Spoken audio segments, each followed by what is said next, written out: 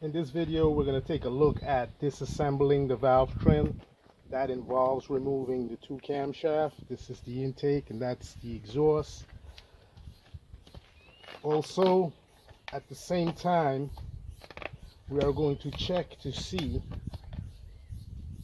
if the valve seal is serviceable with the head still attached to the short block, the engine block.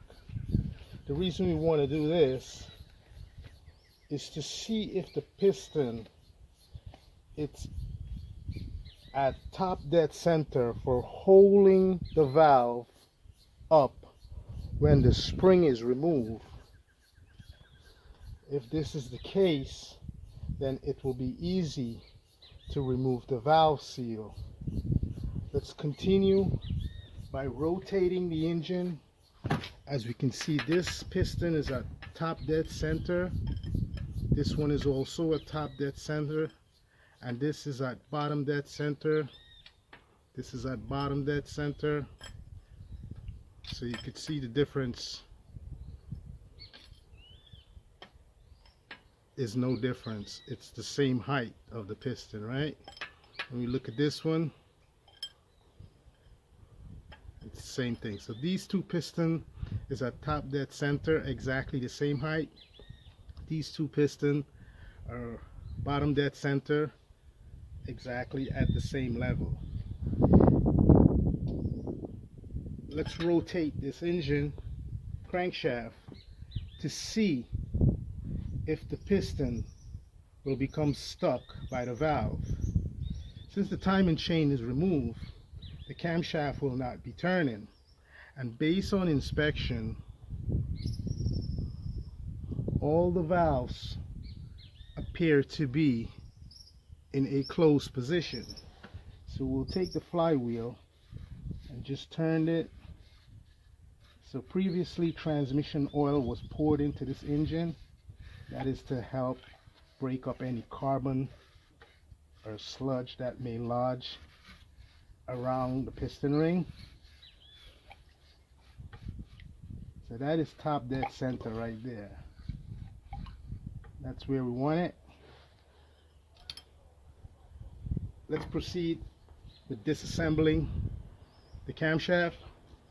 The first part we want to remove is this cap right here. We want to take a look at where the VVTi solenoid is installed right here.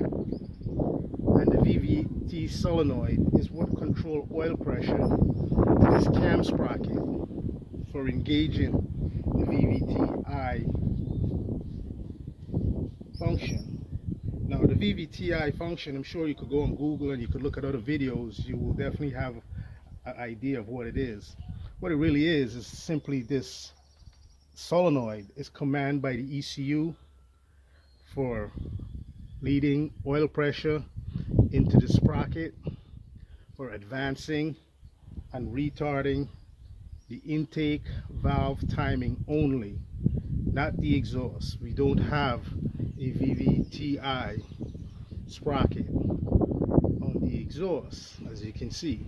Now in some application, both the intake cam and the exhaust cam will have a VVTi sprocket. So we have a 12mm bolt here.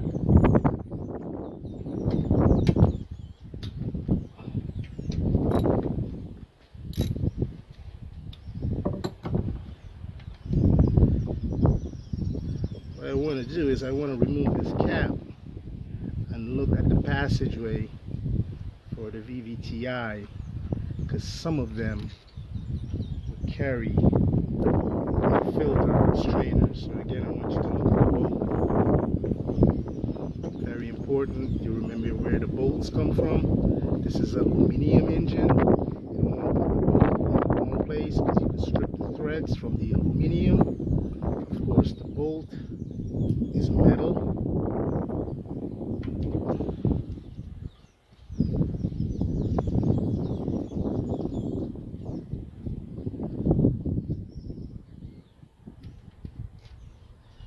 So we can see all the bolts are identical.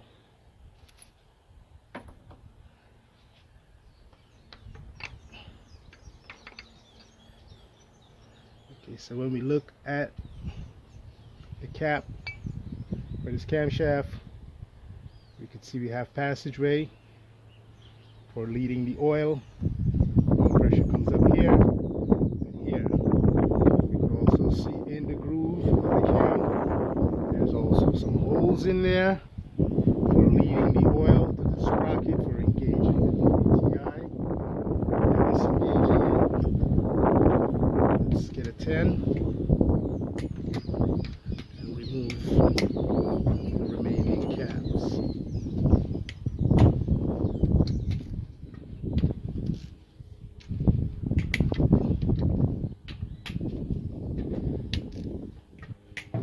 It is important that the camshaft cap journal is replaced in the same location as it was removed. Failure to do so will damage the camshaft journal and most likely lock up the engine or destroy it.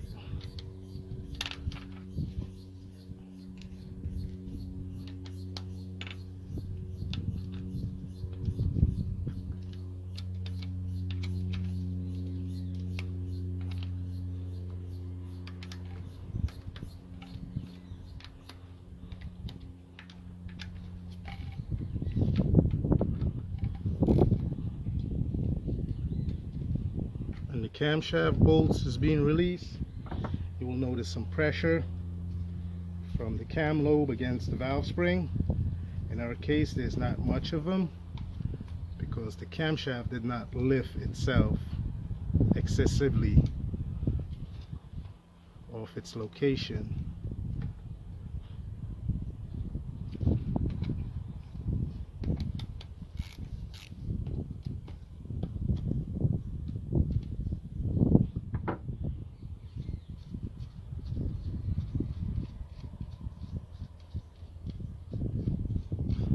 So let's get a look at the bolts.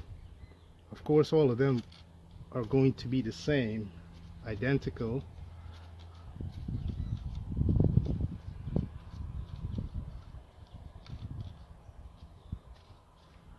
Now, I don't recommend you take all these caps off and just throw them in a bucket. You need to do exactly what you see here, and that is just releasing the bolt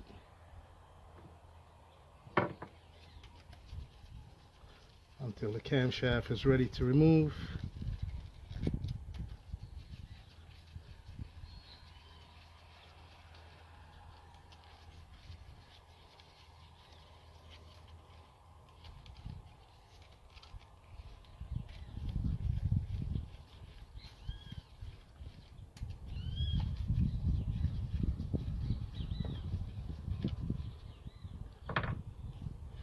I'm just going to take the camshaft, place them right here so we don't get confused fitting them back together. I'll lift this cam out and take a look at this area here. You can see there's a hole, an oil passageway in the camshaft right on this last groove, on this first groove. Then you have another one there and another one here.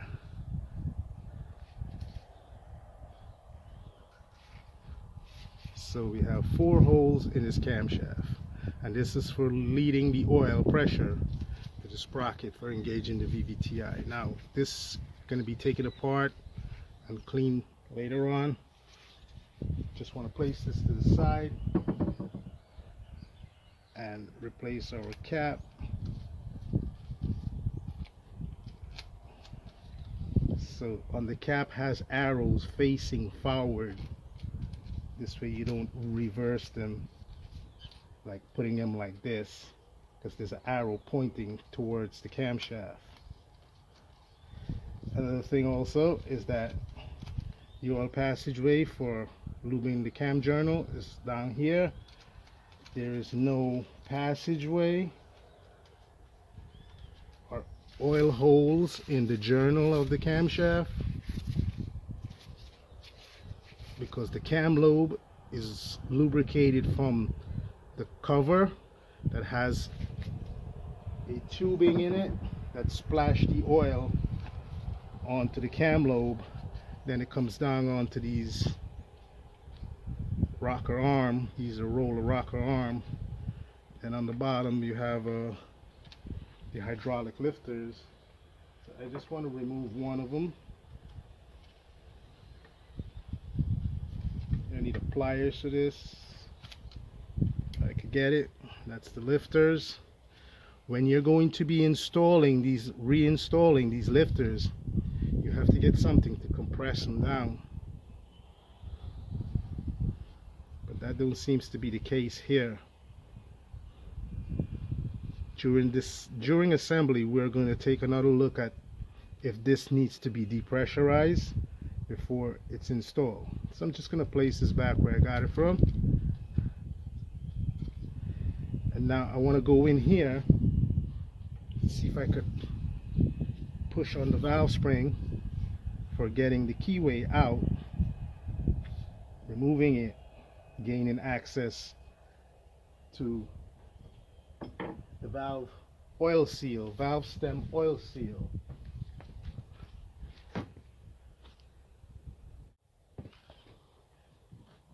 The spring, the valve spring, are able to remove without putting pressure in the cylinder or having to take the head off of this engine block, because what happened is when the piston is at top dead center, the valve is held when the spring is pushed down. For removing this retainer and its keeper, so that's the keeper, like this. So this cap goes on top of the retainer when it is secure with these two keepers. Now there's a special tool for installing this retainer and its keyway onto the valve stem. Once that is installed, you will place this little cup on top of the valve stem, and that is where this rocker arm is able to actuate it. This part here goes on top of the hydraulic lifter. Let's try another one.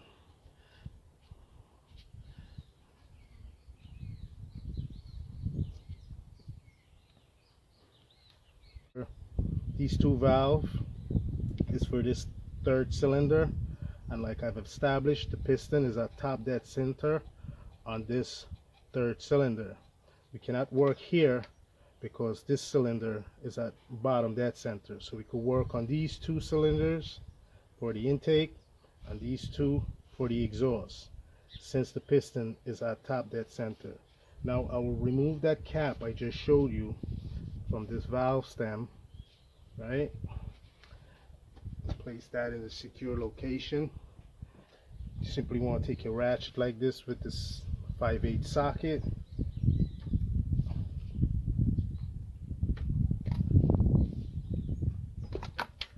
and you press down on it. You're going to need to push on it. Now when you push on it, this is what's going to happen. You're going to be able to lift the spring with the retainer out. What's important is you have to make sure you find that retainer, because it's going to fall down in there.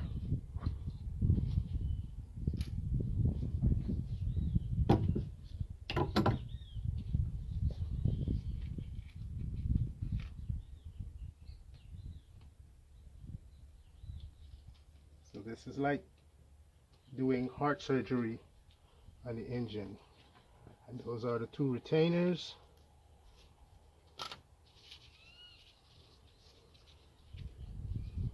Retainer, the two keys, the retainer, and the cap for the top of the valve stem. What we have confirmed here is that it is possible for changing the valve stem seal, that's the oil seal, without removing the cylinder head. Most of the time or sometime on other application, you will need to remove the cylinder head to service the valve stem seal. Not in our case. So we're just going to place this back together. I'm going to put that back in and start to disassembling this camshaft, getting ready to remove the cylinder head.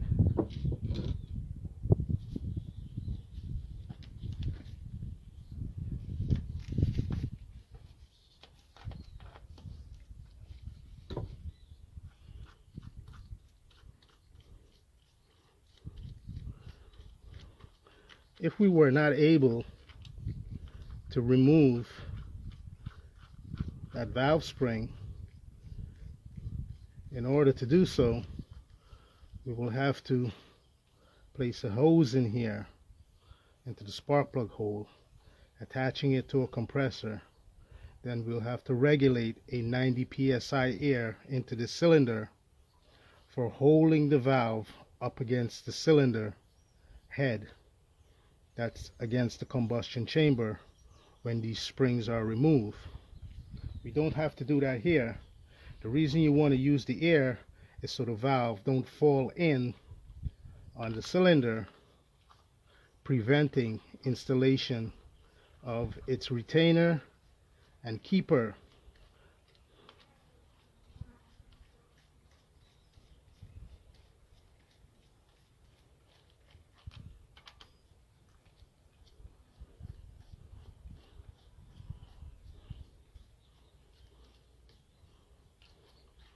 Now, when you're going to be doing that valve stem oil seal, you're not going to need to disconnect the timing chain. You're just going to have to rotate the engine by hand until the cam lobe is pointing up or there's no pressure on the valve spring for that cylinder that you're working on. That is very important, but you will need to remove the camshaft. That is a must.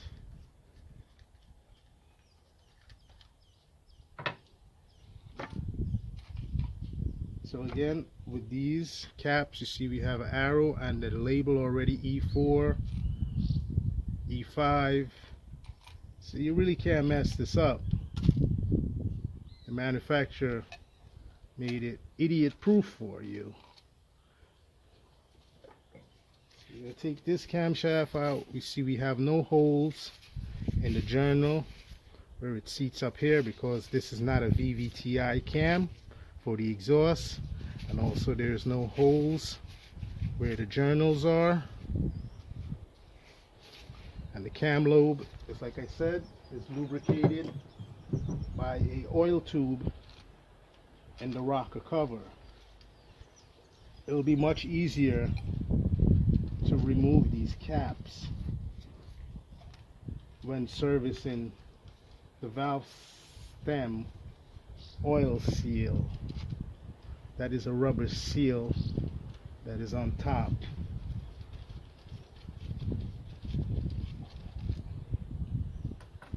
of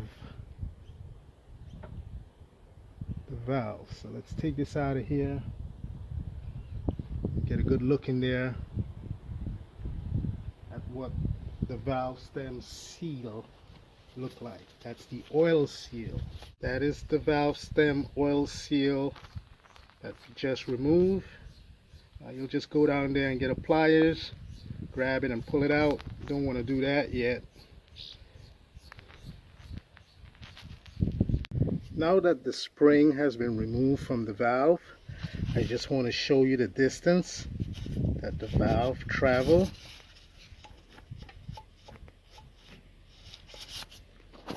Right now the valve is seated against the top of the piston. That's at top dead center. Let's take a look at how much movement we have. So that, now when you're going to be pushing that spring down, the valve is most likely going to be on that bottom position there. It's better if it's up here. That's what the compressed air in the cylinder will offer you. Now if you don't have that compressed air, the valve will be sitting down like that, and it will require you for pushing the spring much harder for getting the retainer and the keeper into that groove right there. You see there's a groove on the valve right there? So that's where that keeper has to go for holding the retainer and the spring in position. If your finger is strong enough, you will be able to push down on this spring and get that retainer onto the valve stem. It's real difficult. There's a special tool for it. You should look for it. Now that I'm doing this video, a lot of YouTubers are going to look at this video and copy exactly what's being done, and YouTube is going to give them all the views.